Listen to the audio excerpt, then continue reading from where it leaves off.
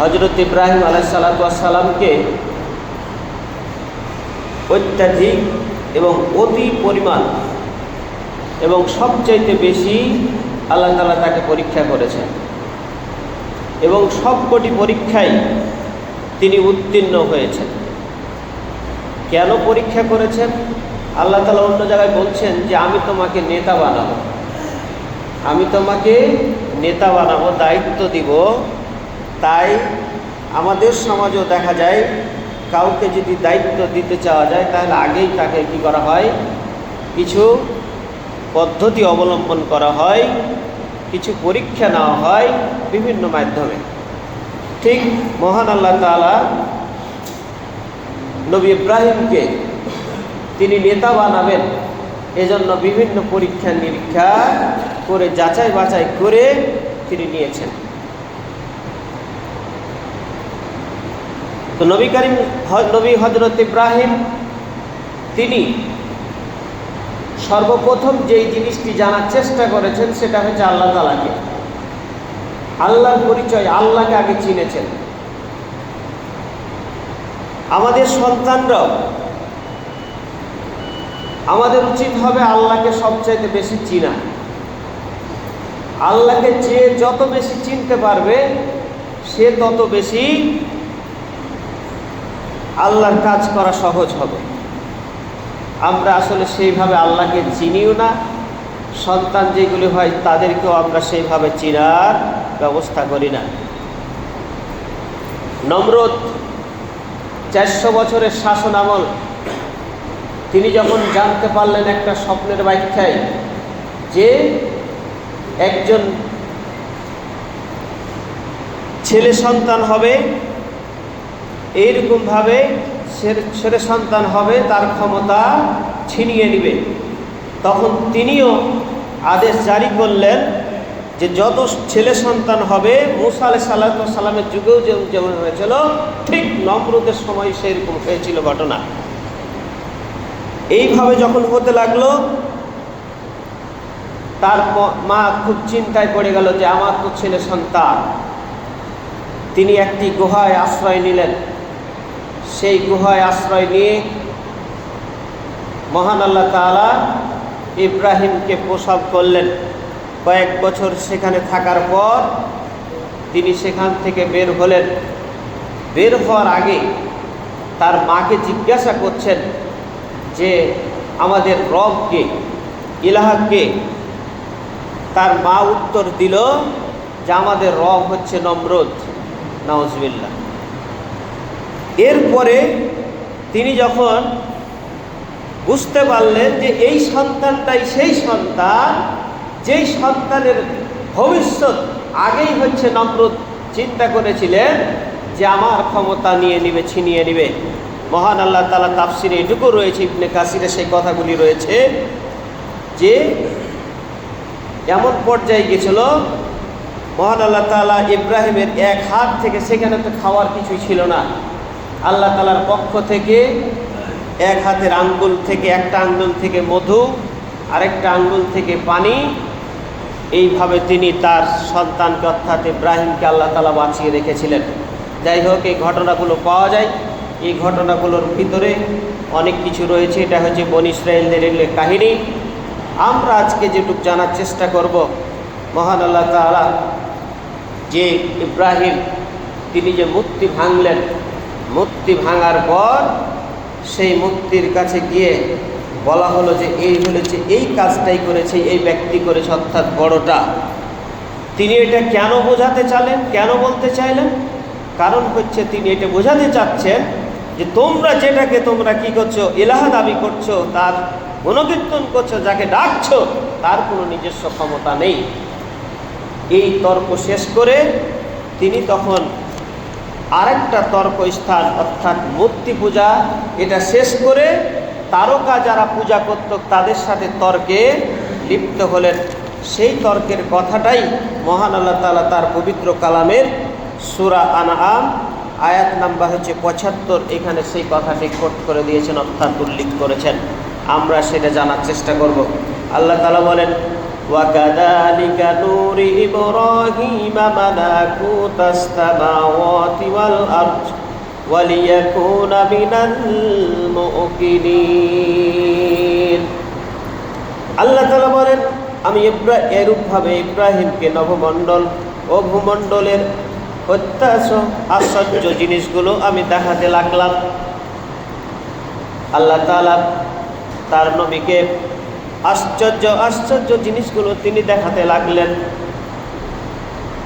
এরপরে বলছেন কেন দেখাতে লাগলেন, ওয়ালিয়াকুনা মিনাল মুকিনিন, যাতে সে দৃঢ় বিশ্বাসের সাথে অন্তর্ভুক্ত হয়ে যায়।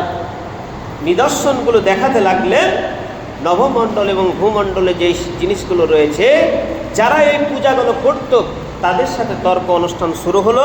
প্রথমত তিনি বললেন, ফালাম্মা জান্না আলাইহিল লাইলু রাআ কাওকাবান ক্বালা হাযা রাব্বি ফালাম্মা ফালা ক্বালা লা ইউহিব্বুল আফিলিন। সর্বপ্রথম যেই জিনিসটি দেখালেন, রাতের অন্ধকার ছেয়ে বসল। রাতের অন্ধকার যখন ছেয়ে বসল, পূর্ণিমার চাঁদ টকটকে হয়ে ঝকঝকে হয়ে আল্লাহ তাআলা দেখা দিলেন। এটা যখন দেখা দিল, ইব্রাহিম তিনি বললেন, ক্বালা হাযা রাব্বি, এটাই আমার রব। এরপরে বলছেন, ক্বালা লা ইউহিব্বুল আফিলিন। যখন চাঁদ ডুবে গেল তখন বলছেন, ক্বালা লা ইউহিব্বুল আফিলিন, এটাকে আমি ভালোবাসতে পারি না।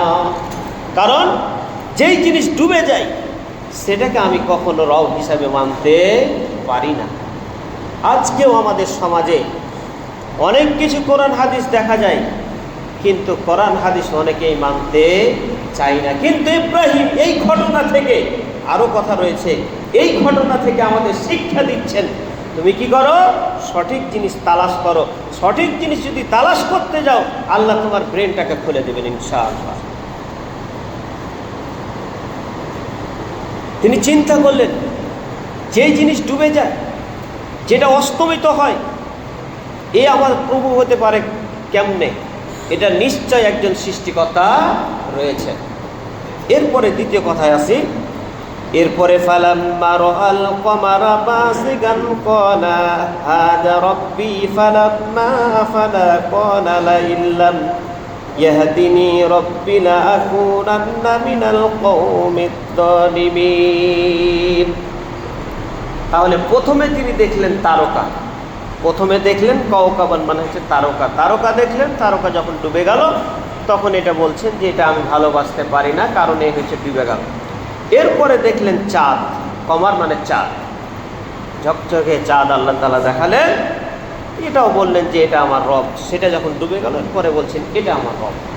এটাও যখন ডুবে গেল, ক্বালা লা ইল্লাম ইয়াহদিনি রাব্বি, এটা আমাকে হেদায়েত দিতে পারে না, লা আকুনান্না মিনাল কওমিদ যাল্লিন।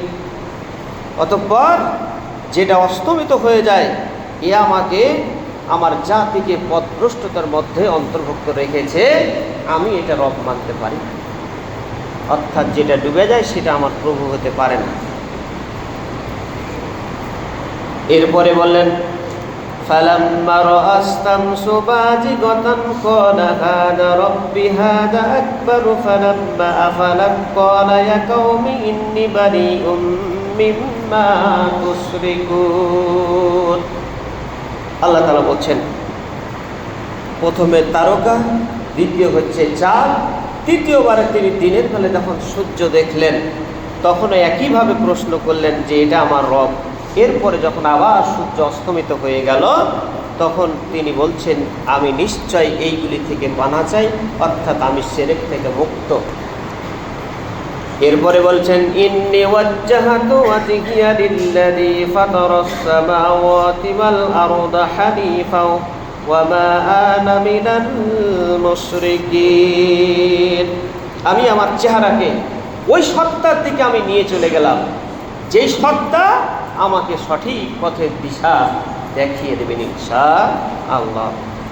অতএব এই ঘটনা থেকে শুধু ঘটনা আমরা শুনলাম। সূরা আল আনআম আয়াত নাম্বার হচ্ছে ৭৫ থেকে ৮১ নম্বর আয়াতে আরও অনেক কথা রয়েছে যে তার জাতিরাকে এই কথা কেন বললেন। কারণ হচ্ছে তারা তারকা পূজা, সূর্য পূজা, তারপরে চাঁদ পূজা এগুলি করত। তো তাদের সাথে যখন তর্ক অনুষ্ঠান হলো, তারা বলছে যে এইগুলির আমরা কি করি, পূজা করি। ইব্রাহিম নবী বলছেন যেইগুলি ডুবে যায়, যেইগুলি অস্তমিত হয়ে যায়, সেইগুলি কিভাবে প্রভু হতে পারে। তারা বিভিন্ন তর্ক অনুষ্ঠান শেষ পর্যায়ে এসে যখন কথাটি বলছে যে দেখো, তাহলে তোমরা আমাকে একটা কথার উত্তর দাও, সূর্য পূর্ব দিকে উঠে আর পশ্চিম দিকে অস্ত যায়, তোমরা তার বিপরীতটা করে দেখাও তো। তখন সবাই হতভম্ব, লা জবাব। এর ক্ষমতা নিশ্চয় একজনের হাতে আছে। মূর্তি পূজা মানুষ তৈরি করে হাতে, এটা এদিক সেদিক করা সম্ভব, এটা তারা মানে নাই, এটা তারা মানতে চায়নি যে সেখান থেকে কিছু পাওয়া যায়। যারা সেই অনুষ্ঠানগুলোতে থাকে, সেই জায়গাগুলিতে থাকে, মূর্তি জায়গাগুলি স্থানগুলিতে থাকে, সেখানে উপঢৌকন কিছু পাওয়া যায় সাথে সাথে। কিন্তু যারা তারকা পূজা, চাঁদ পূজা এগুলি করে, সেইগুলি তো ধরা ছোঁয়ার বাইরে। তাহলে তোমরা যেটা বলছো একবার তো দেখাও, আমার আল্লাহ কি করেন, পূর্ব দিকে সূর্য উঠায়, তোমরা পশ্চিম দিকে উঠিয়ে দেখো তো পারো কিনা। সবাই কোনো উত্তর নাই, সবাই এক বাক্যে তিনি একবারে লা জবাব, হতভম্ব হয়ে গেল। এরপরেও ইব্রাহিম নবীকে তারা মানেন।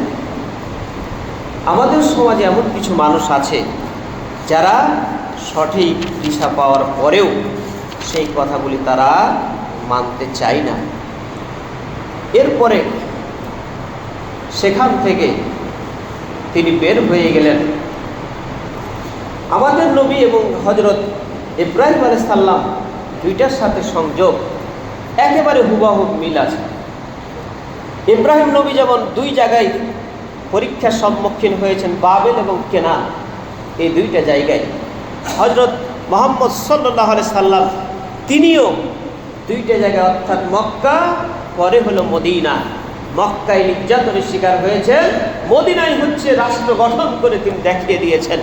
ইব্রাহিম নবীও ঠিক এরকমভাবে মহান আল্লাহ তাআলা তাকে বিভিন্ন পরীক্ষার মাধ্যমে তিনি কৃতকার্য হয়ে রাষ্ট্র গঠন করেছেন। এরপরে যখন তারা কি করলেন, সফর করলেন, হিজরতের পালা। হিজরত করে যখন তিনি যাচ্ছেন, হিজরত করে যখন গেলেন, কেনানের জীবন যখন শুরু হলো মিশরে, মিশর যখন সফর করতে গেলেন, আল্লাহ তাআলা তাকে কেনানেই অর্থ সম্পদ সব কিছুই তিনি দিতে পারতেন, কিন্তু আল্লাহ তাআলা দিলেন না। তিনি বললেন যে তুমি মিশরে সফর করো। সেই সময়তে মূসা আলাইহিস সালাম, ফেরাউনের শাসন আমল চলছিল তখন। আল্লাহ তাআলা তাকে সেখানে পাঠালেন কেন?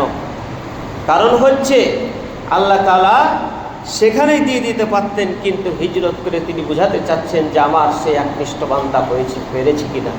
আরও অনেক কথা রয়েছে সম্পর্কে। অতএব আল্লাহ তাআলা তাকে সেখানে পাঠালেন। তার সাথে হযরত ইব্রাহিম আলাইহিস সালাম অতদিন দাওয়াত দিয়ে মাত্র 2 জন তার দাওয়াত কবুল করেছিলেন। তার ভিতরে তার স্ত্রী সারা এবং তার ভাতিজা, তার নাম হচ্ছে লূত। এই 2 জন হচ্ছে ইসলাম ধর্ম গ্রহণ করেছিল। এতদিন দাওয়াত দেওয়ার পরেও তারা কিন্তু ইসলাম ধর্ম গ্রহণ করেন নাই। এরপরও তারা পিছপা হন। তারা 1 জন থেকেছেন, 3 জন থেকেছেন, তারপরও সঠিক দিশা তারা ছাড়েন নাই। আপনারা যদি হয়, তাহলে দেখা যাবে 10 যেদিকে আমরাও সেদিকে যাই, ওপর আবার মুখছুতি করে একদিকে আছে, এটা না। এই শিক্ষাটা দিচ্ছেন, তুমি যদি একাই থাকো, সঠিক যদি তোমারটা হয়, তুমি সেই দিকেই থাকো। আমরা প্রত্যেক বছর এই যে জিলকদ মাস, জিলহজ মাস আসে, কুরবানির সময় আসে, হজ করতে গিয়ে অনেক নিদর্শন আমরা অনেকেই যারা হজ করতে গেছেন তারা অবশ্যই দেখে এসেছেন, কিন্তু ওই দেখে আসাই শেষ। কিন্তু ইব্রাহিমের জীবনে কি কি ঘটনা হয়েছে সেই ঘটনাগুলি আমরা আজীবনে এখন পর্যন্ত জানার চেষ্টা করি না। তিনি হিজরত করে যখন যাচ্ছিলেন মিশর, তার সাথে ছিলেন তার স্ত্রী। সেই স্ত্রীকে নিয়ে যখন যাচ্ছিলেন মিশরের ফেরাউন, তিনি ছিলেন খুব নারী লোলুপ, অর্থাৎ নারীর প্রতি খুব আসক্ত সেই ফেরাউন। সেই ফেরাউন যখন ইব্রাহিম নবী সারাকে নিয়ে যাচ্ছিলেন, ফেরাউনের দলবল দুইজনকে ধরেছে, ইব্রাহিমকে আর সারাকে। ধরার পর তারা জিজ্ঞাসা করলো, আগেই তারা বলে রেখেছিলেন আমরা যদি ধরা পড়ি তাহলে তুমি বলবা যে আমার সেটা ভাই, আর আমাকে যদি জিজ্ঞেস করে আমি বলবো এটা আমার বোন। ঠিক ধরার পরে তাদেরকে প্রশ্ন করা হলো এটা কে, বলছে এটা আমার বোন। সাধারণত এটা বলার কারণটা কি? কারণ এটাই, যদি স্বামী স্ত্রী বলতে যায় বা বলে যে আমার ওটা হচ্ছে স্বামী অথবা ওইটা আমার স্ত্রী, যদি এই কথা বলে তাহলে ফেরাউনের ধর্ম ছিল ওই স্বামীটাকে সাথে সাথে একেবারে শেষ করে দেওয়া, অর্থাৎ হত্যা করে দেওয়া। এই জন্যই সেই কথাটা বলেনি, বলেছে যে ভাইয়া বলবো ভাই, আমাকে যদি জিজ্ঞাসা করে আমি বলবো বোন, তুমি যদি তোমাকে জিজ্ঞাসা করে তুমি বলবো বোন ভাই। এটা যখন বলল তখন ইব্রাহিমকে এক জায়গায় আটকে রাখা হলো একটা ঘরে। এরপরে ফেরাউন যেই ঘরে রয়েছে সেই ঘরে সারাকে নিয়ে যাওয়া হলো। নিয়ে যাওয়ার পরে তার চরিত্র হননের জন্য, তার চরিত্র নষ্ট করার জন্য সে এগিয়ে যাচ্ছে। ঠিক সেই মুহূর্তে সারা ফেরাউন বলল যে তোমার কি শেষ কোনো ইচ্ছা আছে? তখন বলছে যে আমি 2 রাকাত নামাজ পড়তে চাই, আমাকে নামাজ পড়ার অনুমতি দেওয়া হোক। নামাজ পড়ে আল্লাহর কাছে দোয়া করলেন যে আল্লাহ, আমার এই সতীত্ব আমি একমাত্র ইব্রাহিমের জন্যই সেটা বরাদ্দ রেখেছি, আর কারো জন্য আমি এটা কোনো দিন কাউকে কোনো কিছু করিনি। আল্লাহ তোমার কাছে আমি চাই আমার স্বামী ছাড়া আর পৃথিবীর কেউ যেন আমার আক্রান্ত না হতে হয়। আল্লাহ তাআলার সাথে সাথে দোয়া কবুল করে নিলেন। ঠিক সেই মুহূর্তে যেমন ফেরাউন এগিয়ে আসলেন, সাথে সাথে অবাস হয়ে হাত পা অবাস হয়ে ফেরাউনের একেবারে মাটিতে পড়ে গিয়ে গো গো শব্দ করে, অর্থাৎ মৃত্যু যেভাবে মানুষের হতে যায় ঠিক সেইভাবে হতে লাগলো। সারা এদিকে চিন্তা করলেন এই সমাজে যদি সে ফেরাউন মারা যায় তাহলে তার দলবল মনে করবে যে আমি তাকে মেরে ফেলেছি, আমাকে আবার আরো নির্যাতন করতে পারে। আল্লাহর কাছে দোয়া করলেন যে আল্লাহ, এই সমাজে তুমি তাকে মারিও, তুমি তাকে বাঁচিয়ে দাও। আল্লাহ তাআলা সাথে সাথে দোয়া কবুল করলেন, ভালো হয়ে গেল। আবার পর যেমনই ভালো হয়ে গেল আবার সে আক্রমণ, আবার এগিয়ে যাচ্ছে না সারার দিকে। ঠিক আল্লাহ তাআলা আবার তাকে অবশ করে দিলেন একইভাবে পরপর 3 বার। যখন হলো এরপরে ফেরাউন বুঝতে পারল, তার দলবলকে ডেকে বলছে যে তোমরা এমন মহিলাকে নিয়ে এসেছো খারাপ, অর্থাৎ বদ, এই আমার সাথে কোনো খারাপ কাজ করতে রাজি নয়, তোমরা এই মহিলাকে নিয়ে এসো, ছাড়েন। দেখে চলে আসো ইব্রাহিমের কাছে, তার কাছে পৌঁছায় দিলেন।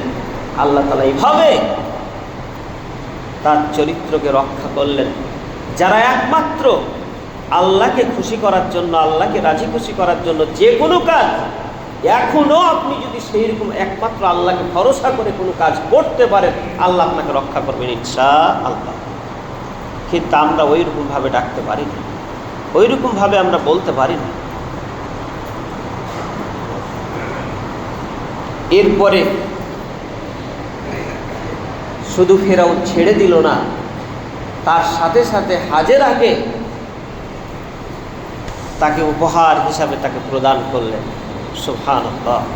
শুধু তাই নয়, আরও যে দিয়েছিলেন যত অর্থ সম্পদ যা লাগে, যা প্রয়োজন সব কিছু তাকে দেওয়ার কথা বললেন। তার দলবলকে বললেন যে যা প্রয়োজন তাকে দিয়ে দাও।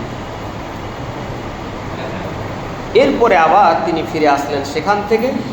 এইভাবে মহান আল্লাহ তাআলা তার দাওয়াতকে কবুল করলেন এবং তিনি এইভাবে পৃথিবীর মানুষের যে সারাকে বোন কেন বলেছিলেন, কারণ বনি আদমের সন্তান সব আদম থেকে শুরু করে কিয়ামত পর্যন্ত যত হবে সবাই হচ্ছে একে অপরের ভাই বোন হিসাবেই মহান আল্লাহ তাআলা এই পৃথিবীতে পাঠিয়েছেন। এই জন্য তিনি তাকে বোন বলেছিলেন। এটা হচ্ছে মিথ্যা কথা না। আল্লাহ তাআলা এইভাবে তিনি সারা হাজেরাকে তিনি দান করলেন।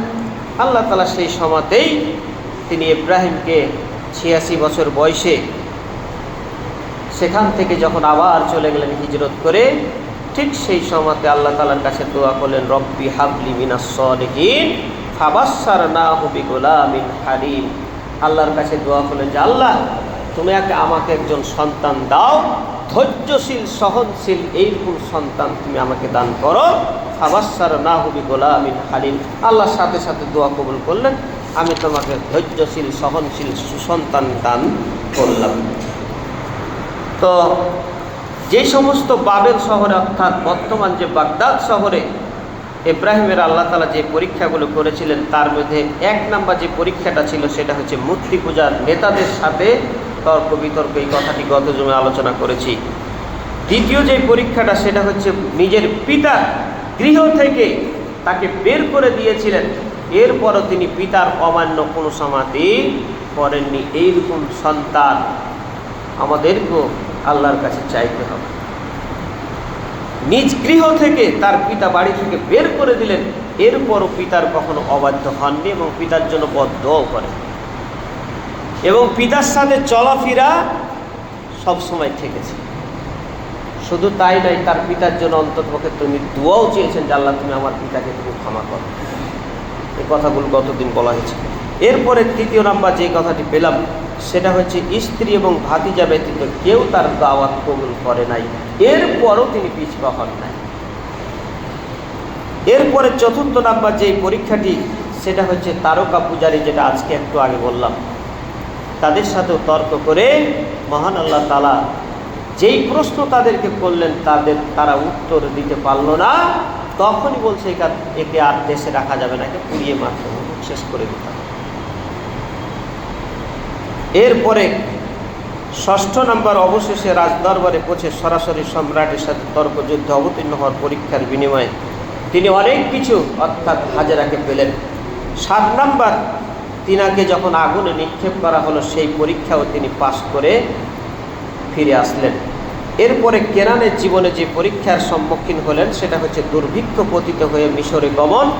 সেখানে আবার ফিরে এসে মহান আল্লাহ তাআলা তার বদলতে তিনি অনেক কিছু তিনাকে দান করলেন।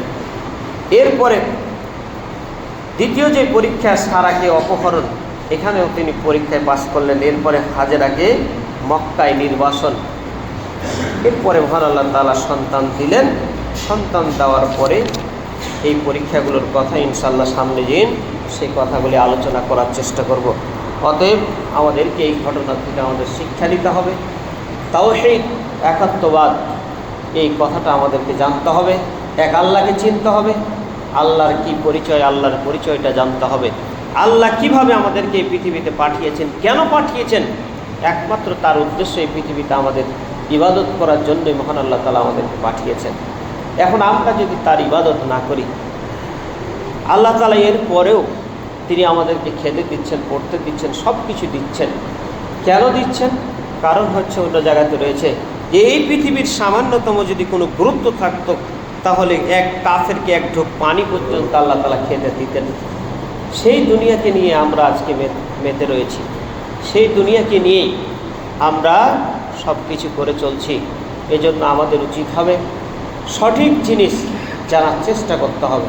আমরা যে পর্যায়ে রয়েছি, যেখানে রয়েছি, যে কোনো জায়গায় আমাদেরকে চেষ্টা করতে হবে ভালো কিছু সেখান থেকে আদায় করার, এবং সেই ভালো জিনিসটা যদি সঠিক হয় তাহলে আমাদেরকে এক বাক্যে সেটা মেনে নিতে হবে।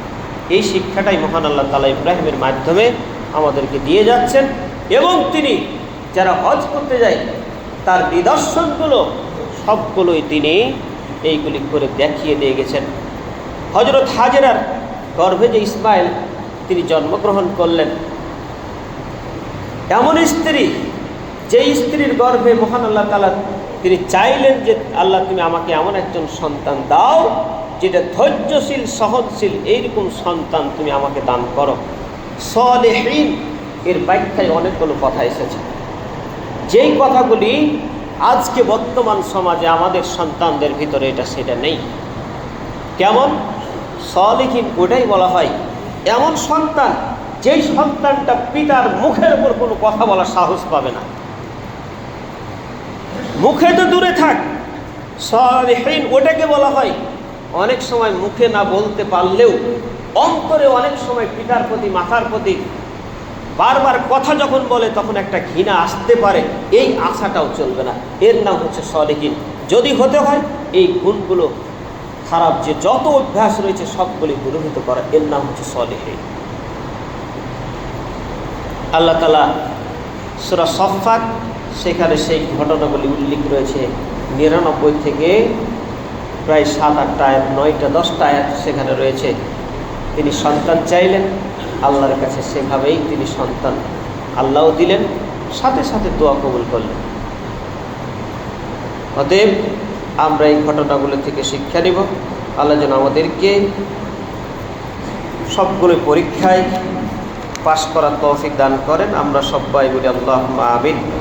আল্লাহ তুমি আমাদেরকে সামনে যে কুরবানি আসছে, আমরা এমন কুরবানি দিব না যেই কুরবানিটা করতে গেলে বা কিনতে যাওয়ার সাথে সাথে ইমামকে জিজ্ঞাসা করতে হয় এই কুরবানিটা হবে কি না একটু দেখেন তো।